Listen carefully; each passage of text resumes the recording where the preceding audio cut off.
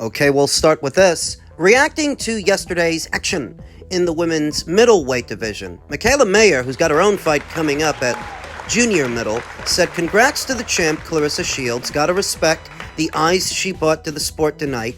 If you have trouble getting Lauren Price to fight, like I have, I'm here for the next Rumble. Mayer versus Cameron, then Shields versus Mayer. Sounds good for the sport. Further indication that there may be trouble in paradise for the proposed fight between Claressa and Lauren at some point next year. Lauren is supposed to be returning to action at some point this one. Against who? I don't know. Or when, but it's entirely possible that she walks away from the Shields fight because she already walked away from the Mayer fight. And if she does, Mikaela Mayer is volunteering herself to fight Claressa in what is seemingly doing her a solid, doing her a favor, because Mikaela doesn't need that fight with Claressa. Right there where she is, right now, she's actually got more options for more fights than Claressa. Claressa's really down to Tim Tebow, the newly minted unified champion. Though I don't really expect that fight to happen, at least not next. No time soon. Tam's not ready for it. She's only been a professional for about 2 years and 5 fights,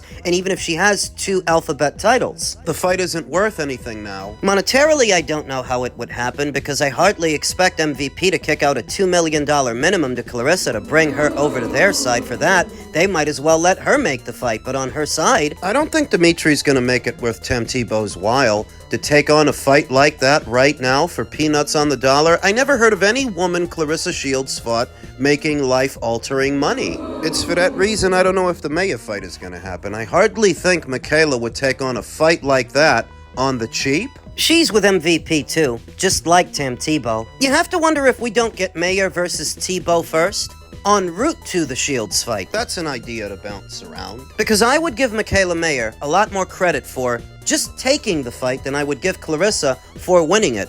By now, everybody knows Claressa is the naturally bigger woman. For fighting a woman like Mikaela, who started out at 130, 135, it's no accomplishment. Claressa started out at 168. It's the equivalent of Christian Mabili having a fight with Floyd Schofield, William Zepeda, and then pretending that these are credible opponents for somebody who started out at 168, fought as heavyweight. Don't forget about Lauren. Well, that's the equivalent of Osleis Iglesias calling out Rolly Romero and then pretending that Rolly would be a credible opponent for him. It's more of the mental gymnastics we often see in association with Claressa's supporters, putting her on a pedestal, brazenly propagating double standards in doing so. Because you wouldn't credit any other super middleweight for fighting somebody that much smaller than you are, but you're already prepared to do so when it comes to her and a fight with Mikaela Mayer or Lauren Price. There was also a casualty of war yesterday.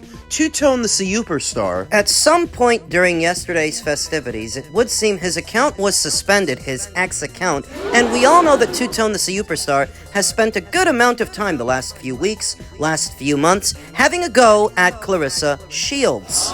You can skim through his most recent updates, and a good number of them are all about Claressa, fast establishing him as one of her biggest detractors, one of her biggest critics, most of which is on behalf of Alicia Baumgartner, who he's been doing a lot of public relations for. Better still, at some point yesterday, his ex-account was taken down, and giving the timing for all of this, the day of a big Claressa Shields fight, it's being widely interpreted as a concentrated effort from her fans to get his account taken down. Deleted. Though what exactly they would have or could have used as ammunition to have it done, your guess is as good as mine. Now, there are no recent updates to his YouTube channel, but I'm sure he'll detail what happened from his purview in the not-so-distant future. Boxing Ego's channel is the same way now. There's a reason for this. You go to his channel right now, you're gonna find the same concentration of Claressa Shields videos on Boxing Ego's channel because, well, the PBC doesn't give Boxing Ego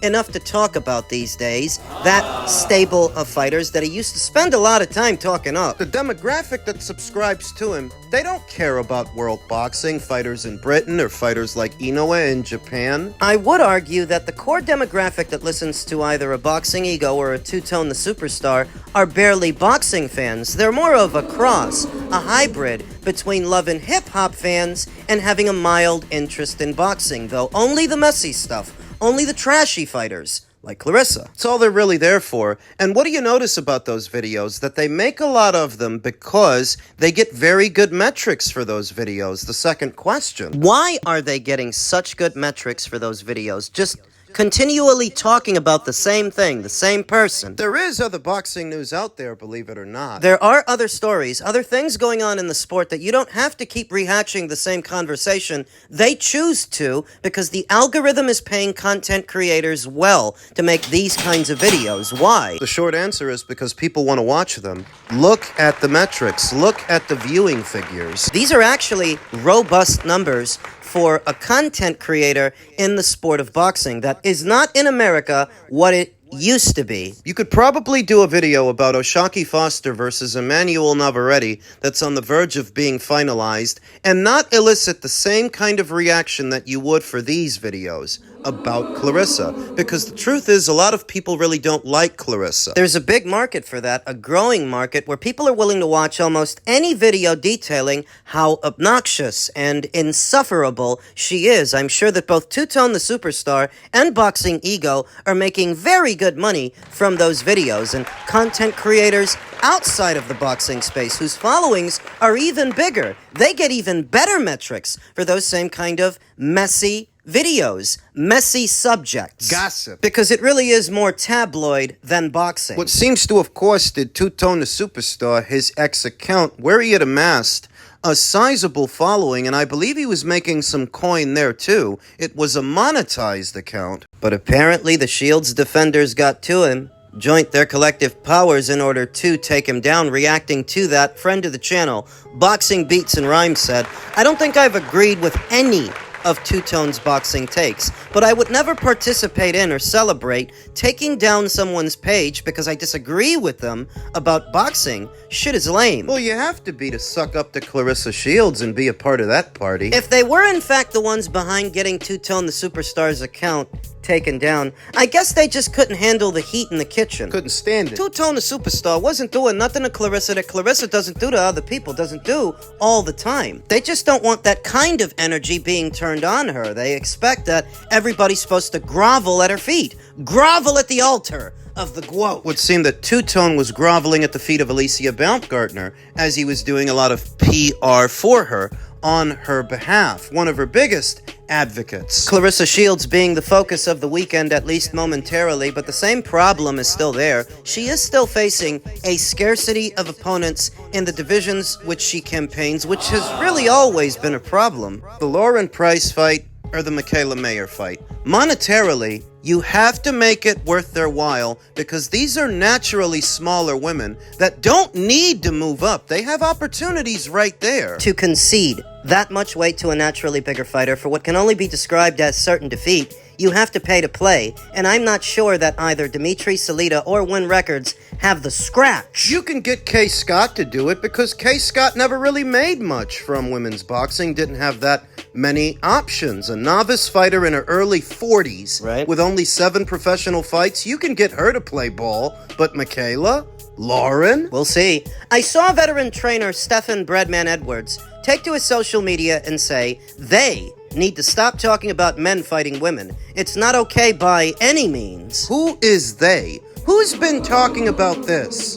Besides Claressa, because I never saw Cecilia Brækhus, or Katie Taylor, or Amanda Serrano, Alicia Baumgartner, not Mikaela. Not nobody more than Claressa Shields talking about cross-gender fights. Fighting men. She's the only one doing that. Saying that she could beat Keith Thurman, saying that she could beat Roly, and she's been doing it now for a number of years to where people are developing an appetite. They want to see it. So why is Stephan Breadman Edwards being deliberately cryptic with what he's saying when we all know who he's talking about and who's been talking about it? There is no they. It's Claressa. You just don't want to hold her accountable for a flame that she is fanning, for something that she's starting, something else. It's always the same. She starts this shit, and God forbid that anybody should oblige her, because then they become the bully. They become the bad guy. If Roly were to take her up on her offer to either have a spar or have a fight, and he hurt her, they paint him out to be the bad guy, even though she's spent years antagonizing him. Equal rights and equal lefts. So I guess that Roly is the only one expected to behave himself like an adult. What would that make Claressa? A child? One of the running themes for this postmodern generation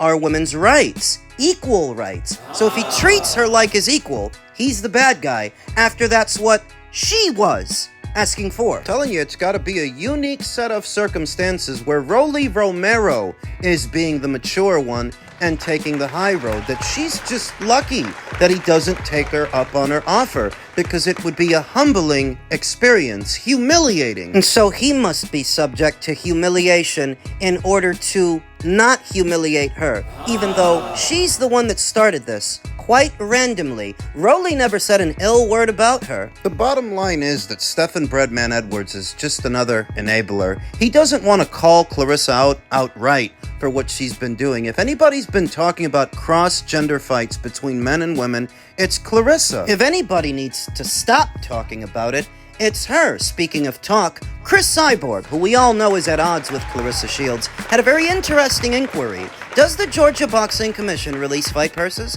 I'm just wondering if Claressa Shields really made the $2 million I had offered her. Ever since the reports of that Win Records deal being inked, that Claressa would make approximately $8 million by the time the deal was over, $2 million per fight for 4 fights. Over the course of 2 years, there's been a lot of skepticism and eyebrows raised. Is she really going to get that money? Where's it coming from? Because Win Records as a company is barely a year old. They don't actually have any high-profile acts to justify where that kind of money would be coming from. And Dimitri Salita, he doesn't have it. He doesn't kick out those kind of purses. $2 million per fight.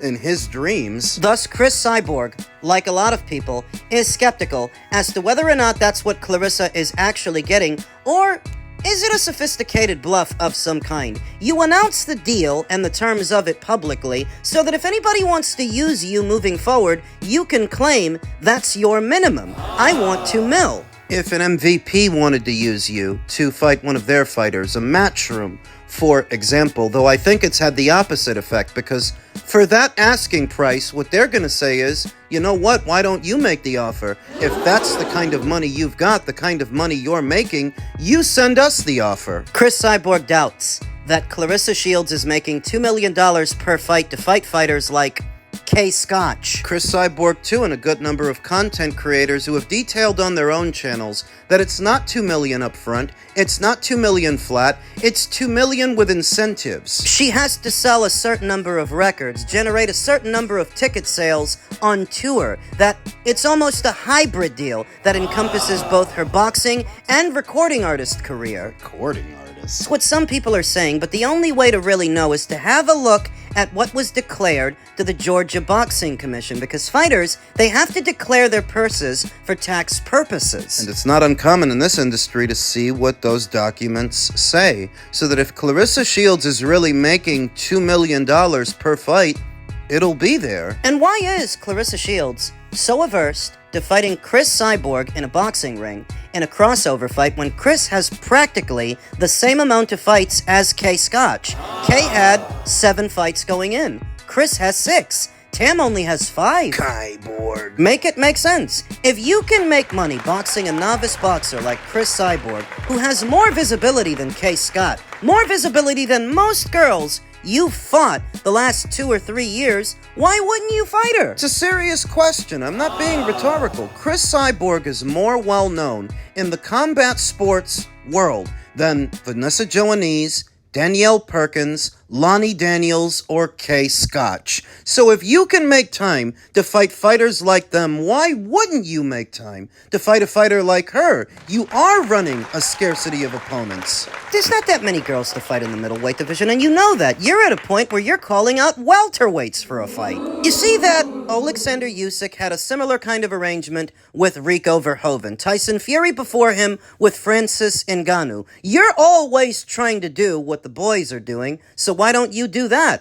If you can make $2 million with Chris Cyborg, who has more fights than Tam Tebow, then why wouldn't you? Cyborg. I'm not saying this to be facetious. Options are scarce. If you can make $2 million with Chris, why wouldn't you? So Chris is demanding to see the documents from the Georgia Athletic Commission that detail what the fighters made for the fight, because if Claressa's not making $2 million for the fight, like she said she would, and like what was offered to her to fight Chris... It's funny that the situation with Chris Cyborg mirrors every other situation Claressa has had with every other female. Started out as love, ended up as hate. Whether it was Layla Ali, Amanda Serrano, Alicia Baumgartner, or in this instance, Chris Cyborg, they started out as friends. They had a little sparring session together. It got a lot of people talking some years ago. And somewhere in between now and then, they had a falling out, and that relationship ended up like all the others. Chris Cyborg's in the market for a fight, and I don't see why Claressa doesn't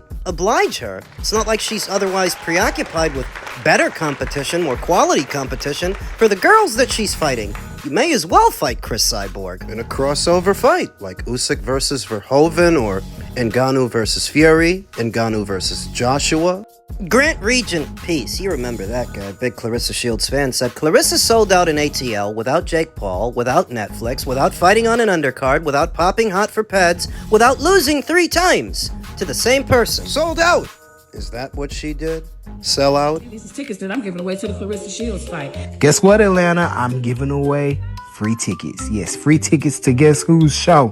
Claressa Shields show this weekend. Shout out to the person who gets these tickets because we giving them away. I am giving away tickets. Y'all see these tickets that I'm giving away to the Claressa Shields fight. So I want to give away 2 of them to social media because I'm at the radio station. I just gave them some. I'm passing them out, right? So 2 tickets. All you gotta do is like, share, and follow this video. Well, to sell out, you actually have to sell the tickets, not give them away. Jorge Perez responded by saying she did it by Zeus Network circus fights, a 42-year-old with only 6 fights, ticket giveaways via influencers, a Mayweather tax problem appearance fee, copycat Alicia's outfit for social clicks. To present Claressa, they have to misrepresent her and what she's doing. Tell them age by now, and it's the only way they know how to do things. Misrepresent them. You can't sell out if you're not selling the tickets, if you're giving them away. I mean, do I really have to explain that? If any of this bothers you, then you're just at odds with reality, at odds with the truth, and that dissent accents madness. If what you believe in does not align with reality, that makes you Delulu. And that might be enough for you. But don't expect the rest of us to go along with your fucking fantasy. Because that's what it is. It's a fucking fantasy. You want to believe it. You're mad that we don't.